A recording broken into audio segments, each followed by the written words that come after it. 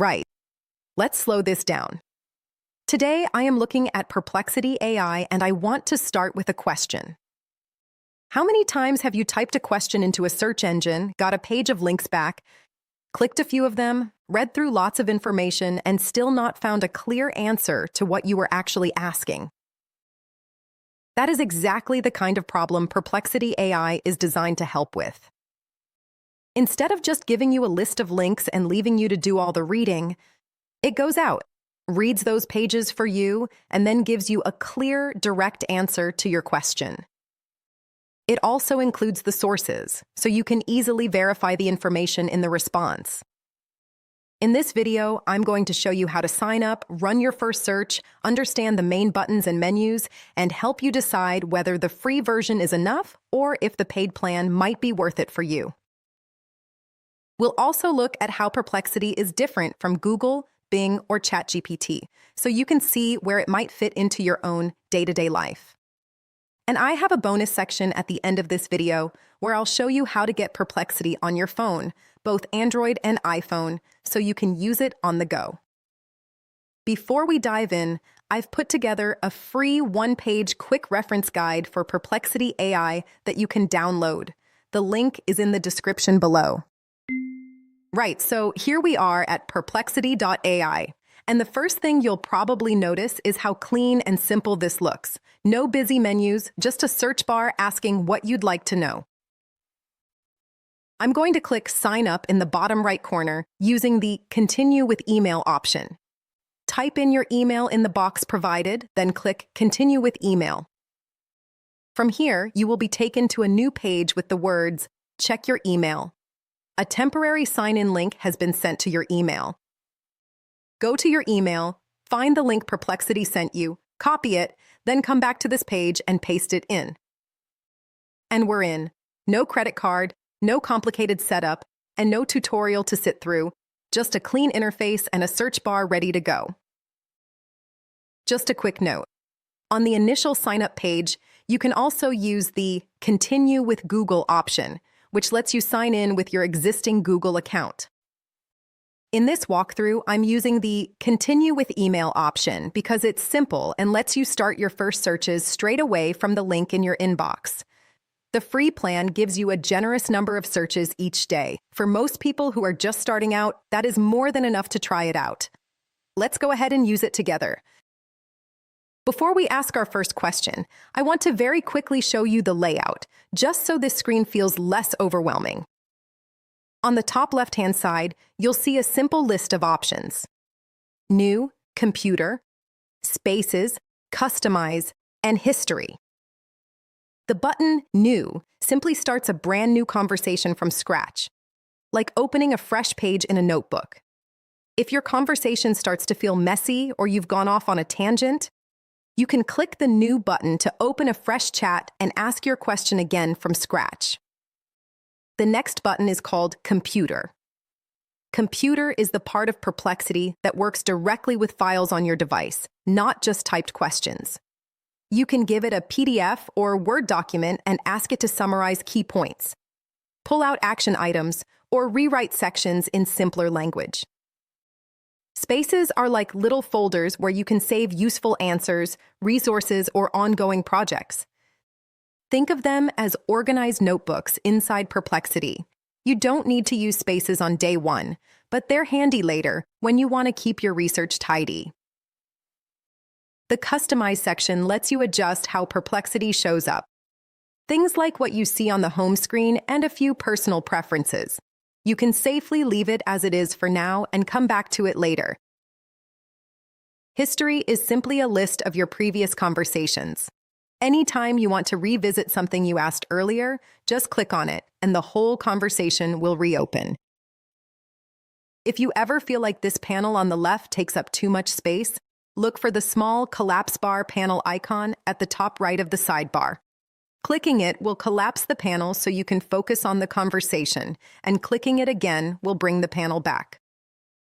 Across the top of the main page, you'll see some options like Discover, Finance, Health, Academic, and Patents. Discover shows you example questions and popular topics other people are exploring, and it's a nice place to get ideas if you're not sure what to ask at first. Finance is designed for money and markets, things like company information, investing questions, and market news. It pulls financial data into one place, which can be much clearer than reading lots of separate articles. Health is designed for health-related questions and is best used to understand basic topics more clearly. It can be a helpful study companion if you're learning physiology or anatomy, but it's not a replacement for medical advice. For any diagnosis, treatment, or decisions about your health, you should always speak with your doctor or another qualified health professional. Academic focuses on more scholarly sources, things like research papers, journals, and more technical information.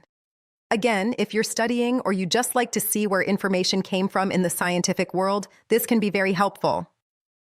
Patents is for exploring patent information, can be useful if you're interested in inventions or work in that field. Let me show you what makes Perplexity feel different from using other search engines. In the main chat box, I'm going to type in a question, something you might naturally want to ask in your everyday use. Let's ask, what are some simple ways to learn AI safely as a complete beginner in 2026?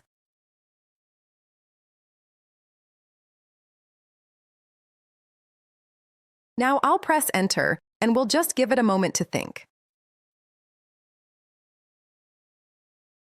You can see the answer appear here in clear, plain language, and you'll notice the sources it used, little numbers or website links at the end of each sentence or section. If I want to see where a piece of information came from, I just click one of those sources, and there it is. The original web page it pulled the information from. It's one of the big differences with Perplexity. It clearly shows where it found its information, so you can check the sources yourself and decide how much you trust the answer. Now, here is where the AI part becomes really useful for everyday life. I'm going to ask a follow-up question in the same conversation. Let's type, I'm 55 and not very technical. Which of these would you start with, and why?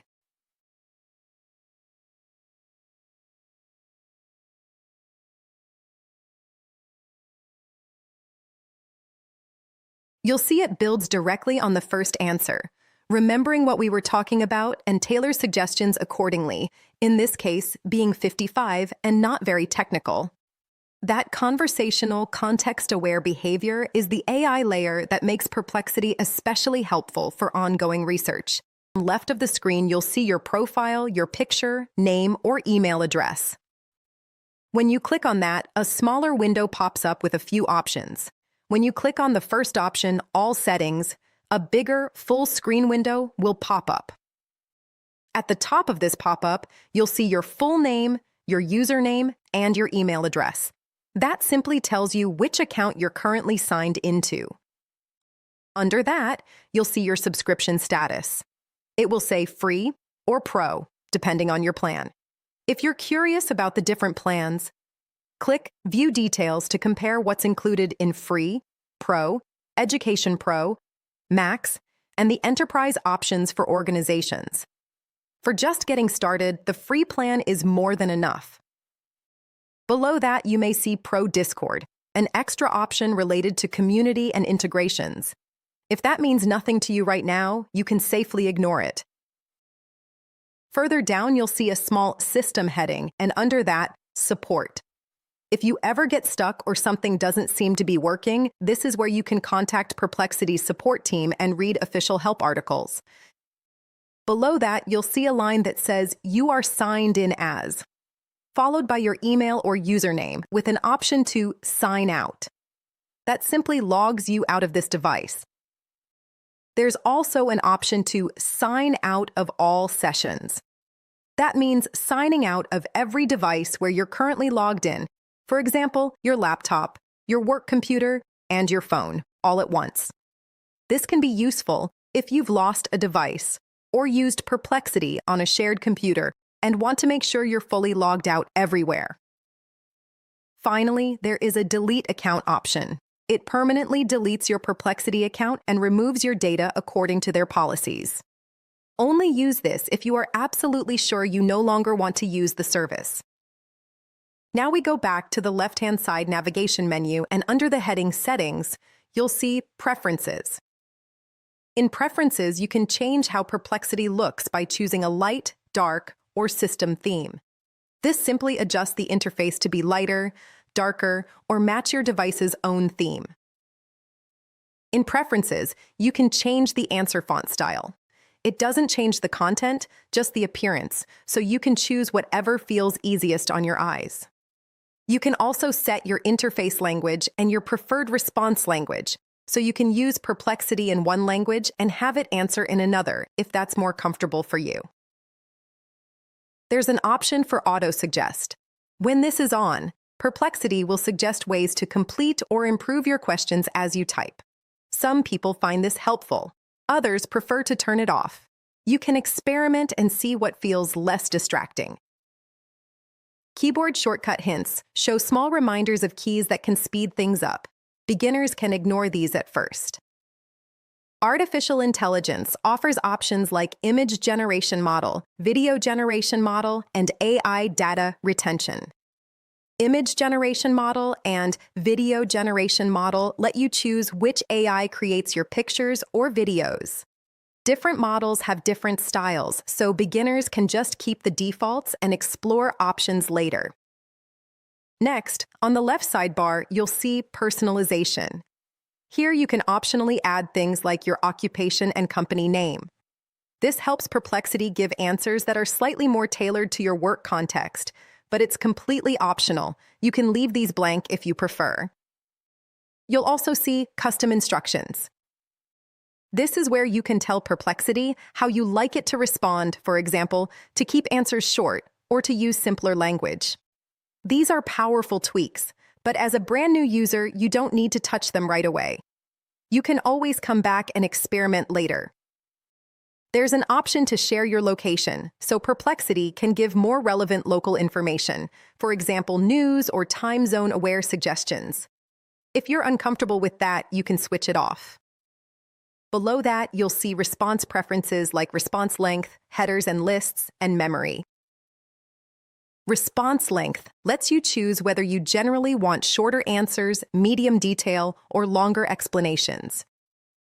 Headers and lists control how structured the answers look, whether Perplexity uses headings and bullet points more often. These are personal comfort settings, and you can adjust them if you find the answers too long or too dense. The memory section lets Perplexity remember certain facts about you across conversations.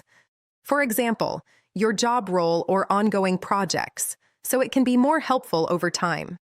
You'll see options like reference search history, reference saved memories, manage your saved memories, plus things like watch lists and finance. Watch lists and finance are more advanced tools for tracking topics or financial information over time. As a new user, you can simply ignore these until you have a clear reason to use them. Back on the left-hand side, there's a section called Assistant. Here you'll see options to save time on your inbox and calendar with Perplexity Assistant and controls for Control Browser or similar features. These relate to using Perplexity more like a full assistant that can work with your email, calendar, and web browser. If that sounds overwhelming, don't worry. You do not need any of this to get value from Perplexity. You can leave these switched off and come back when you feel comfortable letting the assistant help with email or browsing. Further down, you'll see shortcuts. These are now often called skills, little pre-built behaviors that help Perplexity perform specific tasks like drafting certain types of documents or running a particular kind of search. If you click into shortcuts, you'll see a list of these skills and how to trigger them.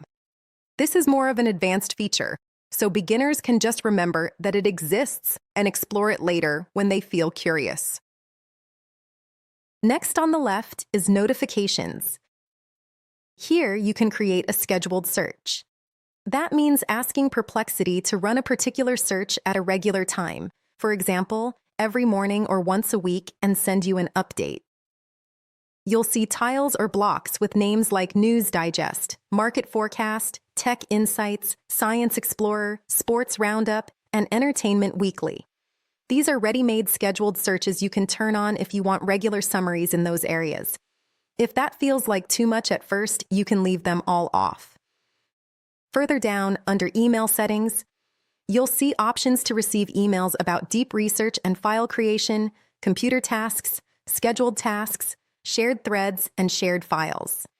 This is simply controlling which types of Perplexity activity can send you an email notification.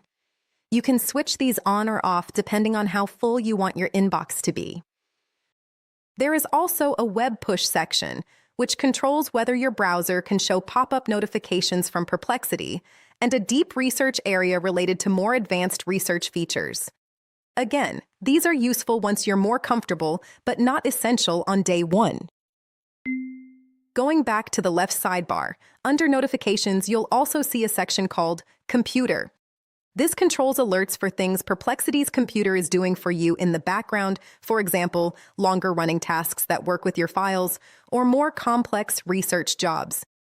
If you turn these notifications on, Perplexity can email or notify you when those computer tasks finish, so you don't have to sit and watch the screen. If you're not using Computer yet, you can simply leave these switched off and come back to them later. In the Usage and Credits section, you'll see how many credits you have available for more advanced tasks. You'll see things like available usage-based credits, plan credits on Pro, purchased credits, bonus credits, and a total. There is usually a small box explaining when any bonus credits expire, so you know how long you have to use them. You can also go to Manage Usage-Based Credits to buy more if you ever need them, and set your payment method or auto-refill if you're a heavy user. Below that, you'll see boxes showing how many credits you've used for text, images, video, and audio. This helps you keep track and avoid surprises. For a brand new user on the free plan, you don't need to worry too much about this. Just know that if you ever decide to use lots of advanced features, credits are how Perplexity measures that usage. Under that, you will see a Threads section. A thread is just a conversation, like a chat session. In this area, you can see a list of your threads and manage them, including deleting ones you no longer need. Next, you'll see Connectors. This is where Perplexity can connect to other tools and accounts, for example, cloud storage, email, or other services, so it can search and summarize information from those places too. Each connector will have a short description and a connect or disconnect button. As a beginner, you can leave all of these alone until you have a specific reason to connect something, like pulling documents from your cloud drive. Further down there is an option to upgrade to Enterprise. This takes you to a page showing the Enterprise plans and prices, usually per month or per year, designed for teams, companies, and organizations that need extra security, admin controls, and collaboration features. If you click Learn More under Enterprise, you'll see more detail about what those business-level plans include and who they're for. For individual users at home, you can usually ignore this. At the very bottom, there's often a button for the API platform. This is for developers who want to use Perplexity's models inside their own apps or services. If you're not a programmer, you can safely skip this entirely. All right, let's close this big settings window so we're back on the main Perplexity page, with the central chat box and our profile down at the bottom left. If we click our profile picture or email address again, that smaller pop-up appears. We've just walked through all settings. Now let's quickly look at the other items. Upgrade Plan takes you straight to the page where you can choose between Free, Pro, Education Pro, and Max, and see what each one includes. Again, you don't have to change anything. It's just there when you feel ready. Install Apps gives you links or instructions to install Perplexity on other devices, like your phone or desktop, so you can use it outside the browser. Appearance lets you quickly switch from light or dark mode without diving into the full settings window, and Language gives you a shortcut to change your language settings. Help brings you to the Help Center and support articles, very useful if something doesn't look the way it does in this video.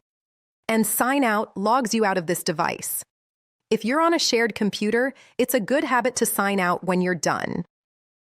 Now let's look at the small icons around the chat box, because these can be confusing the first time you see them. In the bottom left corner of the box where you type your questions, you'll usually see a little plus sign. Clicking this often lets you add extra things to your question, like uploading a file or image for Perplexity to look at. For example, you might upload a PDF and ask it to summarize the main points for you. Sometimes you'll see a computer icon or computer plus to the right of this plus sign. That tells Perplexity you want it to work with a file stored on your computer or device. Again, very useful for documents, slides, or long reports. You'll also see an option for models. This is simply choosing which underlying AI engine Perplexity uses to answer your questions. Different models have slightly different strengths. Some may be faster. Some may be better for longer answers. For most beginners, you can leave this on the default setting and not worry about it at all. There is a speaker or microphone icon that controls voice mode. You can listen to the answer being read out loud, or on some devices, you can speak your question instead of typing. If you find typing difficult or you simply prefer talking, this can make Perplexity feel much more natural. So that's the main tour of Perplexity itself, the buttons, menus, and settings you most likely will encounter. At this point, you know how to ask a question, how to see where the information comes from, how to adjust the basics to suit you, and even how to turn things off if it ever feels like too much. Now that you've seen how it works on the inside, let's zoom out for a moment and look at how Perplexity compares with other tools you may already know, like Bing, Google, or ChatGPT. Not to say that one is better than another, but to help you see where each one might fit in your own routine. You might be wondering, why would I use this instead of just sticking with Google, Bing, or another tool I already know? Traditional search engines are very good at giving you lots of links quickly. They're excellent when you want to explore different websites, compare shops, or click around freely. Perplexity's main job is to read across multiple sources, then give you a clear answer with links. It's like having a research assistant summarizing things for you. ChatGPT and Bing's AI are also very powerful. When you turn on their web search modes, they can pull in fresh information and often show links or citations as well. For the kind of structured, source-backed research we've been talking about, Perplexity is an excellent choice and very beginner-friendly. So I don't see these tools as competitors you have to pick between. I see them as different tools in the same toolbox. A quick word on pricing. Perplexity has a free version and a paid plan. For most people who are just beginning, especially if you're still deciding how you feel about AI, I would absolutely start with the free version. It's more than enough to try out everyday questions, research topics you care about, and get comfortable with how it works. If later on you find yourself using it heavily for work or study, the paid plan adds extra features and a higher usage limit. Start free and see whether it genuinely helps you in your real life. Perplexity, like most AI tools, changes over time. Buttons move, new features are added, and some of the things we've looked at today might look a little different in a few months. When something important changes, I'll come back and record an updated walkthrough. If you're subscribed, you'll see those updates as they come out. Before I let you go, here's that bonus I promised: getting Perplexity on your phone. One of the things I really like about Perplexity is that it's not just something you use at a desk. You can have it on your phone as well, which means you can ask questions while you're waiting in a queue, at your hairstylist appointment, or when you're out walking and something pops into your mind. If you're on an Android phone, open the Google Play Store. That's the app with the colored triangle icon. In the search bar at the top, type Perplexity AI. You'll see the Perplexity app appear with a dark background and a white to gray pinwheel-style logo made of 4 soft, rounded rectangles arranged like a small rotating star. Tap Install. It's free. When it's finished, open the app and tap Sign In. Use the same account you used on your computer so your history comes across. All of your previous searches and conversations will be there. If you're on an iPhone, open the App Store, the blue icon with the white A. In the search bar, type Perplexity AI. Once again, look for the same clean icon. A dark background with a white to gray pinwheel-style logo made of 4 soft rounded rectangles arranged like a small rotating star. Tap Get. It's free. You may need to confirm with Face ID, Touch ID, or your Apple ID password before you can start using it. Once it's installed, open the app, tap Sign In, and use the same details you used on the computer. Again, your conversations will be synced, so you can pick up where you left off. If you find yourself using Perplexity regularly, move the app to your home screen so it's only one tap away. So that is Perplexity AI on your computer and on your phone. A calm, helpful way to get clearer answers to your questions, with the sources right there if you want to dig deeper. Next week, I am covering Claude AI. If you have ever stared at a blank page, wondering how to start writing an email, a report, or even just how to explain something clearly, that video is going to change how you work. Claude is the AI writing tool I personally use more than almost anything else. It is calm, it is clear, and it is remarkably good at helping you think things through, not just writing for you, but writing with you. That video goes into the writing folder, so if writing is something you use every day, make sure you are subscribed so you do not miss it. The link for your free one-page Perplexity Quick Reference Guide are in the description below. When you're ready to download it, simply click the link in the description below. That link will take you to Gumroad, where the guide is hosted. Follow the simple on-screen steps to save it to your computer or phone. It's a great guide to have because it puts all the key Perplexity steps, example prompts, tips, and free versus pro differences on one simple page so you can relax and use the tool without trying to remember everything from the video. Those are the essentials you need to get started at your own pace without the overwhelm. Take your time, pause the video when you need to, and come back to the guide or this walkthrough whenever something feels unfamiliar. As mentioned before, as new features appear, I'll keep updating these Calm AI sessions so you never have to figure it out alone. This is Calm AI, one tool at a time. I'll see you in the next one.